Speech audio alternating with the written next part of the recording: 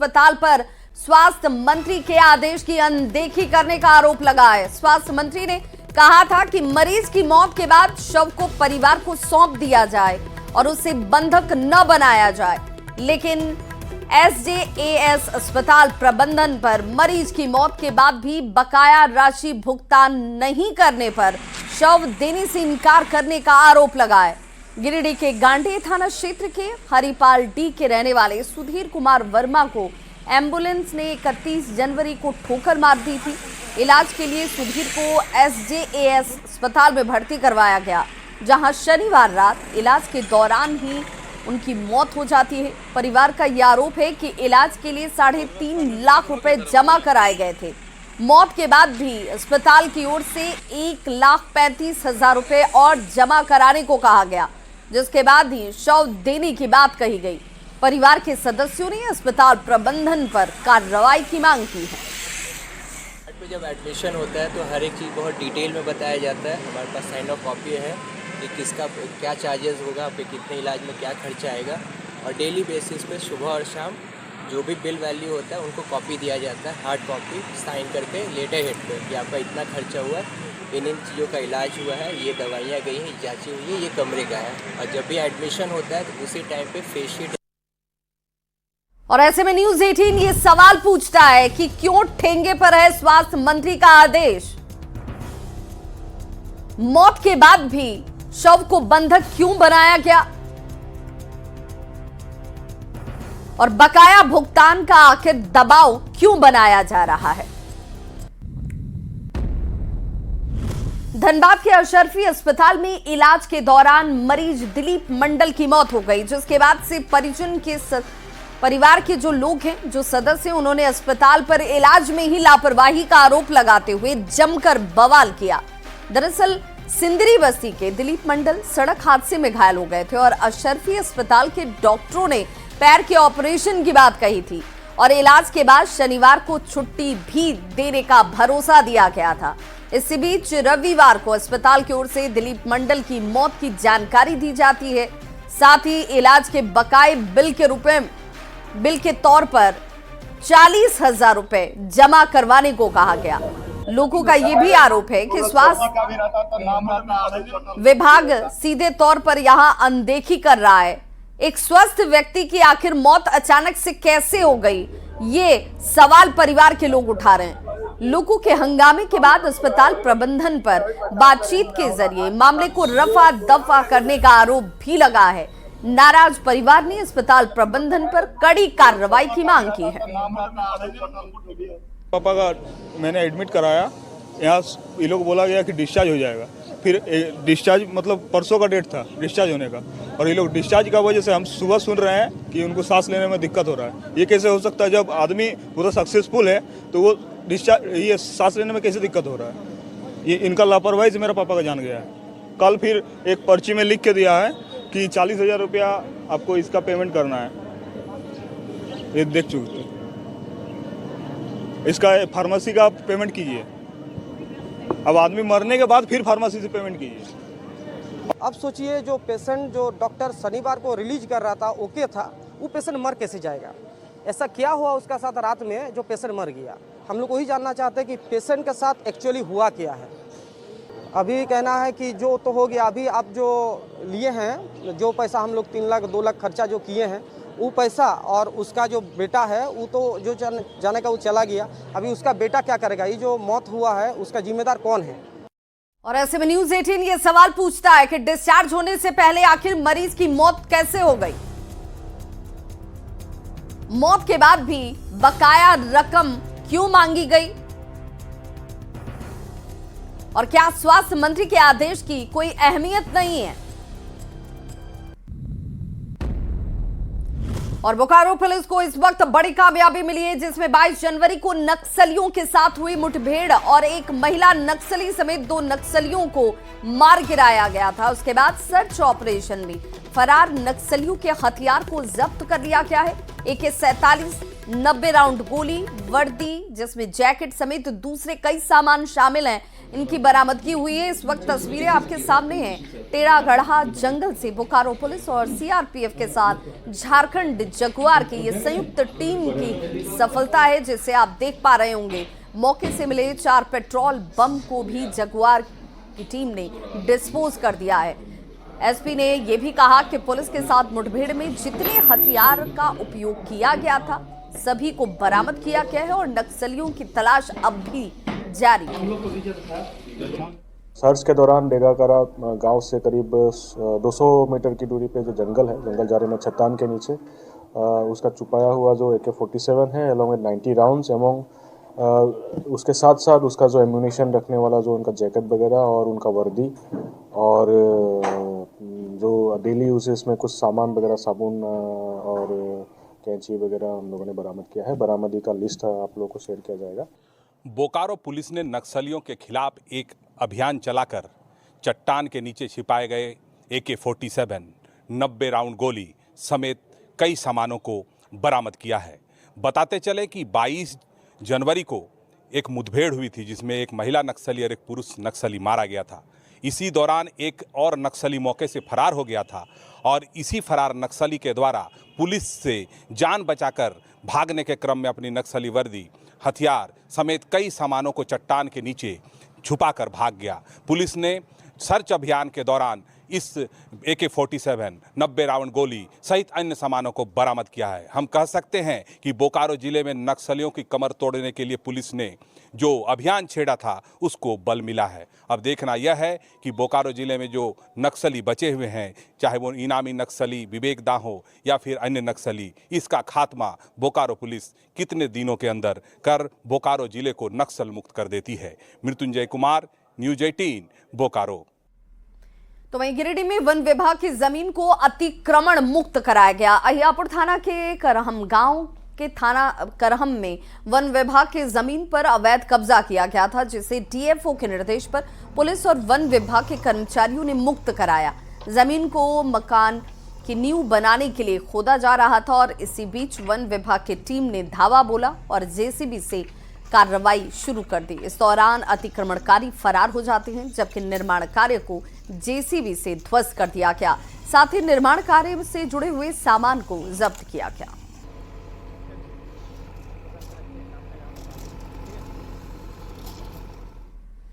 और बड़ी खबर इस वक्त रांची से, जहां गुइलेन बैरे सिंड्रोम का एक और संदिग्ध मरीज सामने आ चुका है।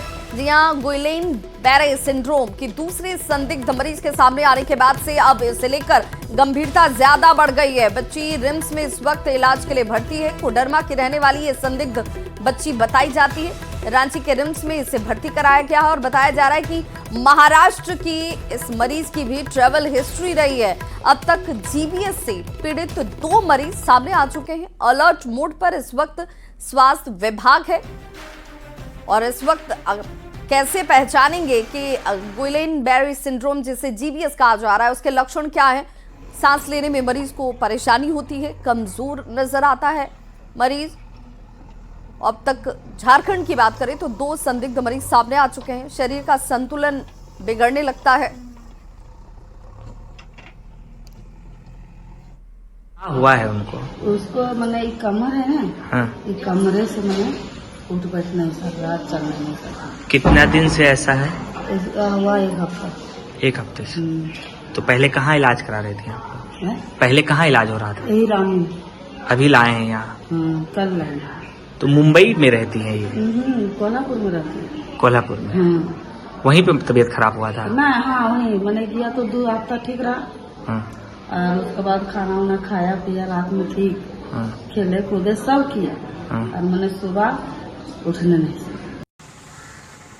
एक बच्ची है जो कल एक प्राइवेट अस्पताल में एडमिट थी और संपर्क किया गया क्योंकि उनके पास आयुष्मान नहीं था और गरीब परिवार से हैं तो पैसे वो चुका नहीं पा रहे थे प्राइवेट हॉस्पिटल में। तो उन्होंने ACS महोदय को संपर्क किया और फिर निदेशक महोदय के माध्यम से यहाँ पे उनका एडमिशन हुआ, शिफ्ट किया गया है पेशेंट को। अभी डॉक्टर सुनंदा झा के अंदर में वो पेशेंट एडमिट हैं जो पीडियाट्रिक्स डिपार्टमेंट में एसोसिएट प्रोफेसर हैं। बच्चे की हालत अभी बेहतर है पहले से। उनको हाई फ्लो ऑक्सीजन पे रखा गया था। पैरों में अभी उनकी कमजोरी की शिकायत है।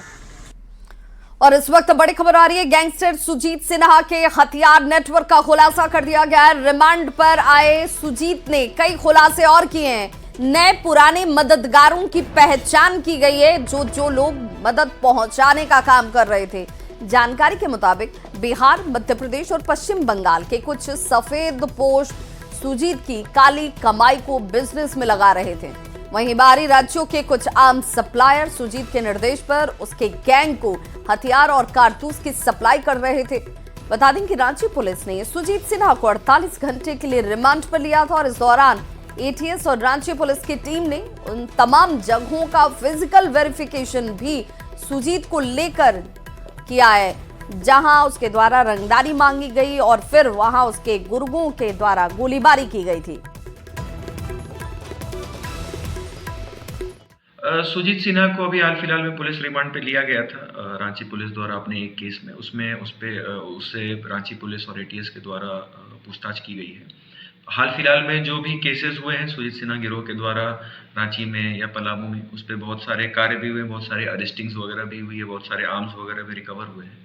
तो उससे इसी लाइन पे पूछताछ की जा रही थी कि ये वेपन सप्लाई कहाँ से होता है या उसके एक्सटॉर्शन से कमाए हुए पैसों का उसके गिरोह के लोगों के द्वारा कहाँ पे निवेश किया जा रहा है, और गिरोह के बारे में जानकारी ली जा रही है। इसमें डीजी सर का सख्त निर्देश है कि जितने भी बड़े बड़े क्रिमिनल गैंग्स हैं, इसके जितने भी मुखिया हैं, सभी को पुलिस रिमांड पर ले करके उनसे पूछताछ कर और उनके बारे में सभी जानकारी एकत्रित की जाए। और छतरा से बड़ी खबर, जहां अवैध माइनिंग पर बड़ी कार्रवाई की गई है। 47 करोड़ का जुर्माना लगाया गया है, जिसमें 2,53,000 CFT बालू की जब्ती भी हुई है। तो 2,53,000 CFT बालू को जब्त किया गया है। उपायुक्त रमेश घोलप ने प्रेस कॉन्फ्रेंस में इस बात की जानकारी दी। उन्होंने कहा कि माइंस की जांच चल रही है, जुर्माना की राशि जो है वो बढ़ भी सकती है। कुछ माइंस में पानी भरा रहने के कारण जांच पूरी नहीं हो पाई। जांच प्रक्रिया इस वक्त भी जारी है। माइंस में अब तक 47 करोड़ 15 लाख रुपए का फाइन ये कमेटी के द्वारा जो रिपोर्ट आए थे उसके अनुसार किया गया है। इसमें जो कमेटी गठित की गई थी, उस कमेटी के द्वारा जो लीज एरिया से हटके सरकारी जमीन में जिन पट्टेधारियों के द्वारा उत्खनन किया गया है, उनकी लीज रद्द करने की अनुशंसा की गई है।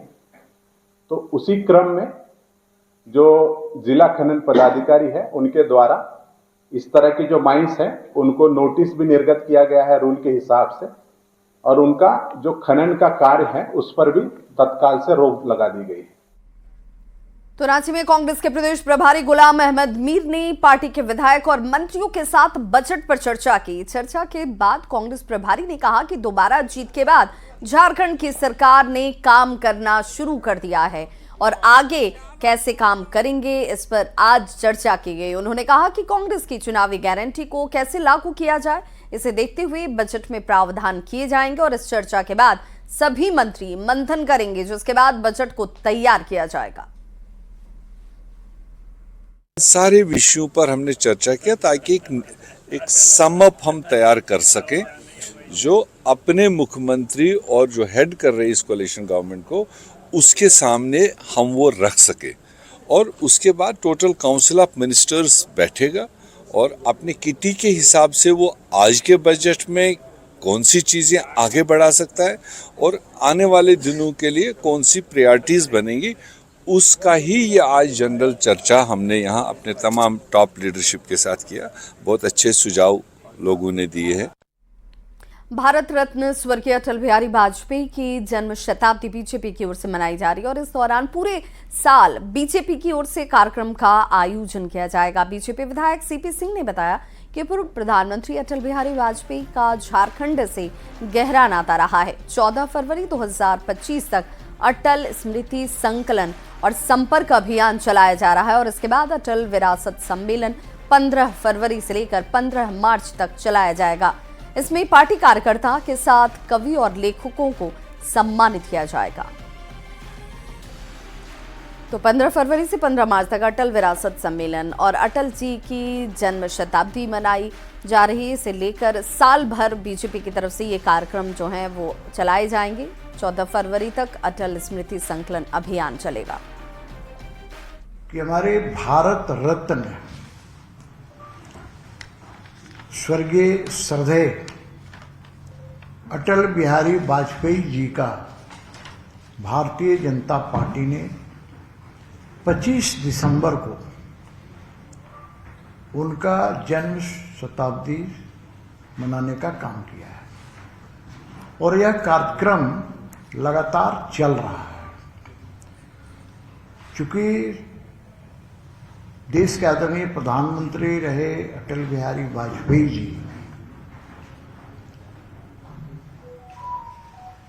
का झारखंड दौरा हमेशा होता रहता था, वैसे महापुरुष का हम लोग जन्म शताब्दी समारोह बूथ स्तर तक मनाने का काम कर रहे हैं और उसी क्रम में 14 फरवरी 2024 तक अटल स्मृति संकलन एवं संपर्क अभियान कार्यक्रम चल रहा है। और अब बात मेदिनीनगर की, जहां लंबे समय से सरकारी स्वास्थ्य व्यवस्थाएं जो हैं वो लचर नजर आती हैं। जिले में सीएचसी और पीएचसी का बुरा हाल है।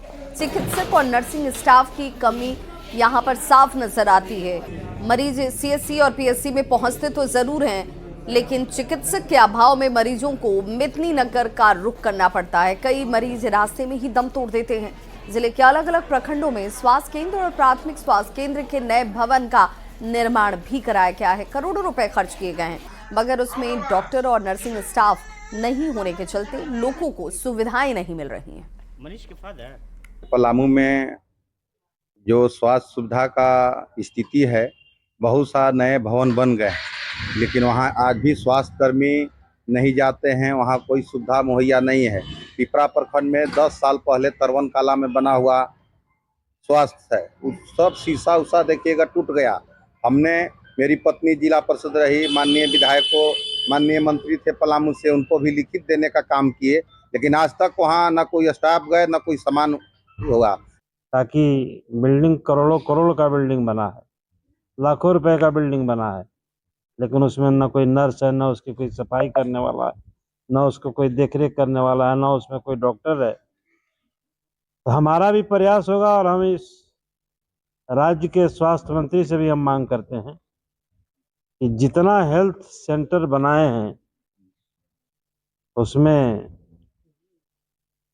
यूनिट को सैंक्शन किया जाए, उसमें नर्स रहे, डॉक्टर रहे, नर्सिंग स्टाफ रहे। हॉस्पिटल ग्रुप में डेवलप करने के लिए उन्होंने हमें आदेश दिया है, तो उस पर कार्रवाई कर रहे हैं। हम लोग ने ओपीडी को कम्प्लीटली शिफ्ट भी कर लिया है। इसके अलावा जो सीएचसी और पीएचसी है, उसके अलावा हेल्थ सब सेंटर है जहाँ पे मैन पावर की कमी है, उसमें डीएमटी से जो स्टाफ को रिक्रूट करने की बात कही गई है, तो उसको भी हम लोग प्रोसेस कर रहे हैं। बहुत जल्दी हम लोग स्टाफ रिक्रूट करेंगे और जहाँ जो कमी रह गई है उसको पूरा करेंगे।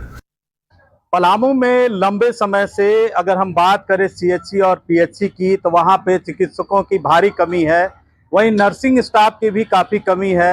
यही वजह है कि अगर हम बात करें ग्रामीण इलाके में सरकारी अस्पताल की स्वास्थ्य व्यवस्था की, आज भी पूरी तरह से लचर है। लंबे समय से चिकित्सकों का जो पद है वो रिक्त है, उसको भरने की मांग की जा रही है, मगर आज तक उस पर गंभीरता से सरकार ने ध्यान नहीं दिया है। अगर हम बात करें मेदिनी राय मेडिकल कॉलेज अस्पताल में, वहां भी अगर ओपीडी में आप जाएंगे तो कई विभाग के चिकित्सक मौजूद नहीं है। यही वजह है कि मरीजों को रांची का रुख करना पड़ता है। अब देखने वाली बात होगी कि राज्य सरकार बहाली की प्रक्रिया करती है। नीलकमल, न्यूज़ 18 पलामू। तो धनबाद के शहीद निर्मल महतो मेडिकल कॉलेज और अस्पताल की व्यवस्था कभी भी चरमरा सकती है। सीनियर रेजिडेंट जिनके कंधों पर अस्पताल में पहुंचने वाले मरीजों के इलाज की जिम्मेदारी है, उन्होंने हड़ताल पर जाने का ऐलान कर दिया है। हालांकि अस्पताल प्रबंधन के मान मनौवल के बाद वो मान गए हैं। अब सबकी नजर स्वास्थ्य मंत्री इरफान अंसारी पर जाकर टिकी है। एसआर लोग को उनकी बकाया वेतन के संदर्भ में उन लोगों ने लिख करके दिया था कि 3 तारीख से मास लीव पर जाने की बात थी। तो इस संबंध में सभी HOD को बुलाकर मैंने एक बैठक की है और बैठक के बाद फिर उन लोग को बुलाकर समझाया बुझाया है उन लोग, और फिलहाल उन लोग अभी मास लीव पर जाने की बात को अभी टाले हैं। आध्यात्मिक नगरी देवघर को परंपराओं का शहर कहा जाता है, जहां आज भी पौराणिक रीति रिवाज के साथ भोलेनाथ का तिलक उत्सव मनाया जाता है। खासकर बसंत पंचमी के दिन बाबा भोलेनाथ को तिलक चढ़ाने मिथिलांचल के कांवरिया बड़ी तादाद में यहां देवघर पहुंचते हैं। इस खबर पर ज्यादा जानकारी दे रहे हैं देवघर संवाददाता मनीष दुबे। देवघर परंपराओं का शहर कहा जाता है और वही परंपरा आपको हर पर्व त्योहार में देखने को मिलेगा। एक और जहां देश में सरस्वती पूजा की धूम देखी जाती है, वहीं देवघर में बसंत पंचमी में बाबा का तिलकोत्सव होता है, बाबा का भोलेनाथ का तिलकोत्सव होता है। मिथिलांचल के कांवरिया आते हैं और बाबा का तिलकोत्सव करते हैं। खास बात यह रहती है कि पुराने पौराणिकता को जो है वो लेते हुए यहाँ पर उसी ढंग से आज भी जो है पूजा पाठ किया जाता है और बाबा भोलेनाथ का तिलकोत्सव किया जाता है। ये मिथिलांचल के कांवरिया है, आप देख सकते हैं कि जो पूजा पाठ कर चुके हैं, जो बाबा धाम से सामग्री लेते हैं उनका भी पूजा पाठ किया जाता है। जो लोग यहाँ पर जो श्रद्धालु पहुंचते हैं वो देवघर पहुंचते हैं और एक जगह पर पहुंचकर सभी सामग्री को रखते हैं जो बाबा धाम से खरीदते हैं, चाहे वो खिलौने हो, चाहे वो फोटो हो, तस्वीर हो बाबा धाम की, या किसी भी प्रकार की जो चीजें देवघर से ली जाती है वो बाबा का प्रसाद के रूप में लिया जाता है और सभी का एक पूजा पाठ किया जाता है, एक आराधना की जाती है, उसके बाद ईदगाह पर उठाया जाता है। आप देख सकते हैं कि जिस तरह से कांवरिया पूरे सामान को रख के गोलबंद तरीके से एक तरफ हवन हो रहा है और सभी लोग भक्ति के सागर में गोते लगा रहे हैं। तो ये परंपरा जो है देवघर में सदियों से चली आ रही है और उसी परंपरा का निर्वहन आज भी किया जा रहा है। ये खास बात होती है कि मिथिलांचल के कांवरिया होते हैं, कहते हैं कि ये बाबा भोलेनाथ के ससुराल पक्ष से लोग होते हैं जो देवघर पहुंचते हैं और बाबा धाम में बाबा का पूजा अर्चना करते हैं। देवघर में इन दिनों सभी जगह पर मिथिलांचल के कांवरियों से भरा पटा रहता है और जो श्रद्धालु है वो भक्ति भाव से भोलेनाथ की पूजा अर्चना करते हैं। इसके अलावा देवघर के विभिन्न जगहों में इनका डेरा रहता है, श्राफ स्कूल हो, आर मित्रा हो, दर्शनिया हो, चाहे विभिन्न जगहों पर ये अपना डेरा लगाते हैं। भारी कांवर देवघर लेकर पहुंचते हैं और बाबा का जलार्पण करने के बाद, बाबा को तिलकोत्सव करने के बाद जो है बाबा को निमंत्रण देते हैं विवाह के लिए और फिर शिवरात्रि के दिन विवाह बाबा भोलेनाथ का संपन्न किया जाता है। मनीष दुबे, न्यूज़ 18 देवघर। तो इस बुलेटिन में बस इतना ही, लेकिन न्यूज़ 18 बिहार झारखंड पर खबरों का सिलसिला लगातार जारी है।